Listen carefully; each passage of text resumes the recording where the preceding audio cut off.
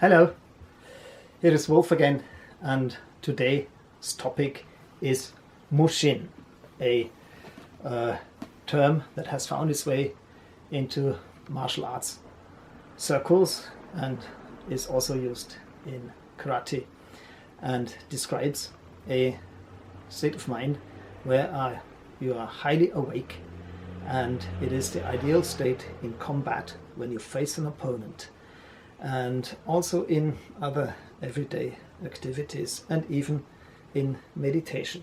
Now, the term as such again has been coined or comes from the Zen-monk Takuan Sôhô, 16th century, 17th century, and from this little booklet that is called Fudôchi, shinmyôroku, the mysterious record of immovable wisdom. And Mushin has been picked out or singled out because he uses a lot of other terms for the ideal Buddhist state of mind, and it has been introduced into martial arts circles, namely by Suzuki Teitaro Daisetsu, the popularizer of Zen Buddhism in the West. And Mushin describes an alert mind, unattached, not clinging to anything, not stopping anywhere, not being fixed, flowing like water from moment to moment. Yeah? And mizu no gotoku hitotokoro ni todomarazu, it is never transfixed on something. It is always fluid and flexible and highly alert. This nice image and praise, of the yielding and flowing and always moving water that can overcome hardness through softness, was originally brought into play by Laozi, and it was also adopted by Miyamoto Musashi, and later, it was, as you might know, plagiarized or popularized by Bruce Lee, who dramatically declared in an interview in a film, be water, be like water, my friend. Now this image is exactly describing the state of mind, the term Mushin, we always have to deal with these Japanese characters. It's written again with two characters, and the second one we know already from Zan Shin. It's the Shin that stands for kokoro, mind, spirit, mood, heart, essence. It has a lot of meanings. And mu is means no. It is a negative.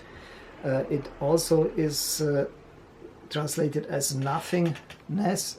Indeed, in Buddhism, it describes not the opposition of existence and non-existence, but transcending both, the non-dual reality, the last reality, and transcendental, and something, and usually or quite often it is also called emptiness. In Zen Buddhism, mu and ku, this is the term for emptiness, shunyata in Sanskrit, is almost synonymous. Now, Mushin, therefore, would mean no mind, no heart, but it is actually the abbreviation of Mushin no Shin, and this means it is a doubling of the kokoro. It's also read Mushin no kokoro, and this means the mind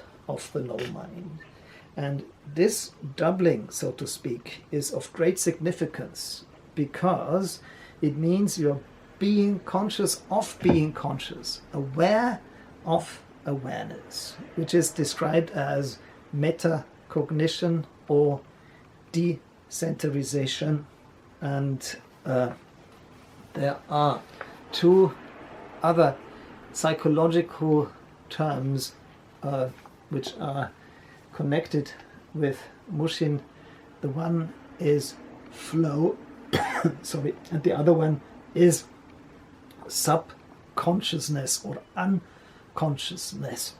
And actually the notion of flow was introduced by Mikhail Zsigmond Mihaly, a Hungarian psychologist, and designates a merging of action and awareness in a sustained concentration on a certain task at hand. And this describes a state of complete absorption, of self-forgetfulness. You are actually literally carried away.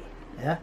And the karateka and psychologist Yukawa Shintaro has in these excellent books, Karate and Mindfulness and Karate and Zen, made clear that mindfulness or Mushin and flow are not the same thing, yeah? Because the difference, and this is crucial between those two states, is that, as we said, in the flow you're totally not conscious of what happens, but it leads to an optimal performance. Yeah? However, in Mushin or real mindfulness, you are aware of the awareness. You are in this state of metacognition. Yeah? It's attention directed at the attention. Yeah? And maybe if we introduce this other term, which was unfortunately introduced by Suzuki Tetaro, who is very famous for his many books about Zen Buddhism and has influenced the way Zen is perceived in the West in a very important way. And he was received or he was well read in the 1980s, 70s by the hippies, the New Age people, all those who were interested in Eastern philosophy, and also by the martial artists, of course, and those who were interested in Zen Buddhism. And at the time there was a new stream of psychology, human psychology, later transpersonal psychology, that developed, and he had also a good personal relationship with Erich Fromm, and he actually published a book with him together. So he was very conscious of these certain psychological categories, and he brought this notion into play. And he writes, Takuan, this is this Zen monk, in his letter to the great master of swordsmanship, forcibly emphasizes the importance of Mushin, which may be regarded in a way corresponding to the conception of the unconscious. Yeah, this is his famous book, Zen and Japanese Culture. And this is unfortunately a big error in category. And this big error in category has bewitched the way how mystical or meditative states of mind have been interpreted in Western psychology for a very long time. And this man, Ken Wilber, unfortunately, he transformed to some kind of guru for the New Age movement. But on this point, he is absolutely lucid and makes it clear. And he calls it the pre-trance fallacy. And I will quote him. The essence of the pre-trance fallacy is easy enough to state.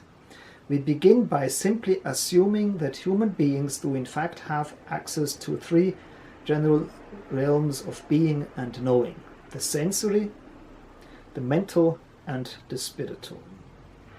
That it would the body, mind, and spirit. Yeah? Those three realms can be stated in any number of different ways: subconscious, self-conscious, superconscious, pre-rational, rational, and trans-rational. pre-personal, personal, and transpersonal. The point is simply that, for example, since pre-rational and trans-rational are both in their own ways non-rational, then they appear quite similar or even identical to the untutored eye. Once this confusion occurs, the confusion of pre and trans, then one of two things inevitably happens. The trans-rational realms are reduced to pre-personal states, or the pre-rational realms are elevated to trans-rational glory. And he names Sigmund Freud as a reductionist. Yeah, Sigmund Freud abhorred religion. It was an illusion for him. And any kind of mystical experience of a union with God, or how it is described by many mystics, he interpreted as a narcissistic regression into a pre-personal state. Yeah, he talks of oceanic feeling that we had when we were in the uterus of our mother. Yeah, so he had no way to interpret these religious experiences otherwise. On the other hand, Carl Gustav Jung tended to be an elevationist. Yeah, so for him, certain pre-rational phenomena out of mythic narratives and stuff were elevated in something highly spiritual. But the point here is that Mushin does not mean that we move or react to an opponent subconsciously or unconsciously or instinctively or whatever. It is not a regressive state of mind, but a hyper-conscious, super-conscious state of mind. You know, subconscious or pre-rational would mean that thinking or anything is below the apprehension. Yeah, but in Mushin, reason is not blacked out. Yeah, it is transcended. It is transparent. It is monitored. Yeah, and this is a crucial difference. Yeah, and Kanazawa Hirokazu, my mentor, actually spoke of Mushin in this very context in an interview of being a state of total control. Yeah. So Mushin, when you again come across of this term, then think of it as being a hyper alert. Ne? It's not no mind in the sense of mindless, but mindful. Yeah, you are aware of the awareness. Everything is on screen. Yeah, it's what we described also in the last time as a floodlight that is illuminating everything, and therefore you can talk of full or total control of the situation. Yeah, and this of course was dubbed as being an ideal state when a swordsman stands in front of an opponent, and that's also described by Miyamoto Musashi and others.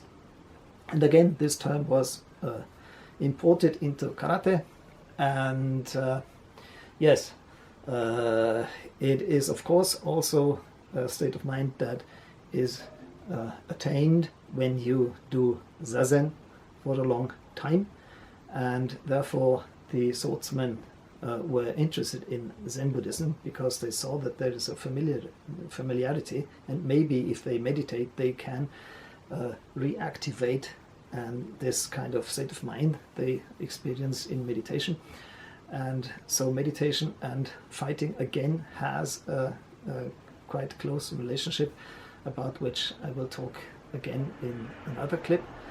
And I hope that maybe when you train very diligently and run through kata a few times, that maybe this Mushin, this open attentiveness, this wide state of very clear and big awareness will open up to you, and wish you again good training, good health, and good meditation. Thank you. Yeah, see you again.